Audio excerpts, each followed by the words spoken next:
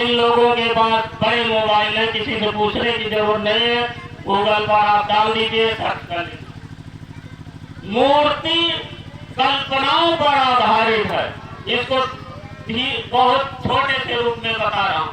मूर्ति कल्पनाओं पर आधारित है कि हमारे ये थे, वो थे, जैसे थे, ऐसे थे, वैसे, ये कल्पना है। लेकिन प्रतिमा वैज्ञानिकता पर आधारित। इसको सोचिए कि प्रतिमा और मूर्ति में क्या अंतर। इसलिए जो 19वीं 18वीं सदी के बाद जिन महापुरुषों की प्रतिमाएं लग रही हैं या अब लगती हैं, वहां मूर्ति नहीं कहा जाता है, प्रतिमा का अनावरण कहा जाता है। मूर्ति का नहीं लिखा जाता। मूर्ति डिफरेंट शब्द है, प्रतिमा डिफरेंट शब्द है। तो ये देखिए कि पूरे विश्व में हमारे महापुरुषों को, महान अम्बेडकर जैसे महापुरुष को इक्वलिटी डे के रूप में पूरी दुनिया मनाने को तैयार है।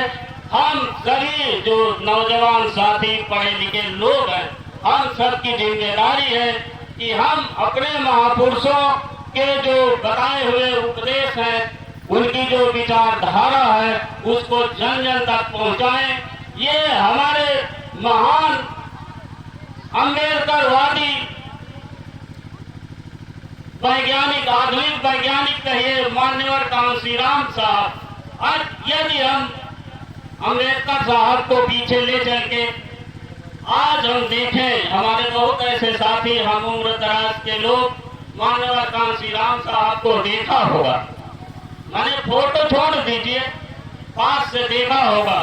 यदि इस पृथ्वी पर महान कांशीराम न आए होते तो हमें लगता है कि 6 दिसंबर 1956 के बाद अम्बेडकर को इस दुनिया से या उनकी विचारधारा को लोगों ने दफन कर दिया था। यहाँ ताली बजाने की बात नहीं है, ताली तब बजिए जब पॉजिटिव शब्द आए, यहाँ निगेटिव है। 6 दिसंबर 1956 के बाद अम्बेडकर ही नहीं, उनकी विचारधारा को लोगों ने दफन कर दिया था। क्यों? कि ये पढ़िए, फिर 1956 में 3 ऐसी घटनाएं होती हैं विद इन 2 मंथ। ये हम नहीं कह रहे हैं, आप गूगल पर देख लीजिए।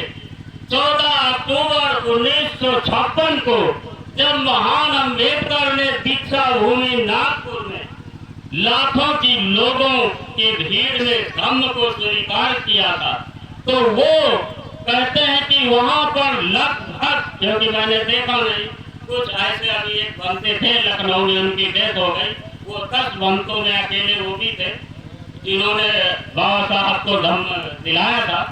कहते हैं कि 5 लाख से ज्यादा लोगों के साथ महान अम्बेडकर ने धम्म को ग्रहण किया था। उसके बाद 6 दिसंबर यानी अक्टूबर से 6 दिसंबर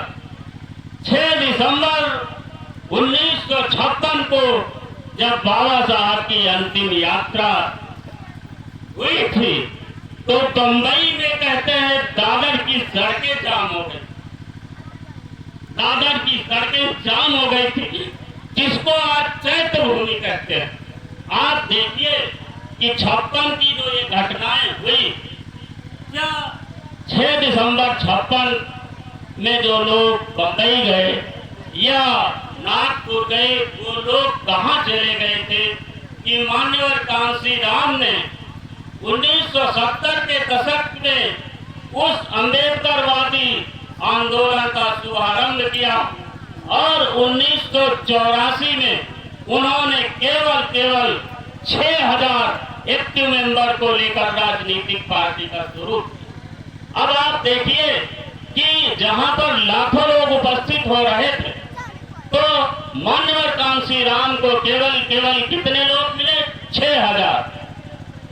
1984 में उन्होंने राजनीतिक पार्टी का रूप दिया और उन 6000 एक्टिव मेंबर्स को लेकर उन्होंने भारत की राजनीति में ऐसा भूचाल मचाया कि महान अम्बेडकर को 1891 में उनका जन्म होने के बाद 1990 में भारत रत्न से नवाजने को भारत रत्न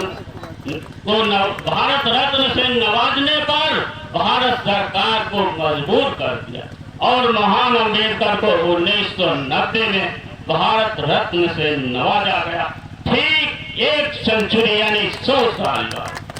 आप देखिए कि उस समय मानवतांशी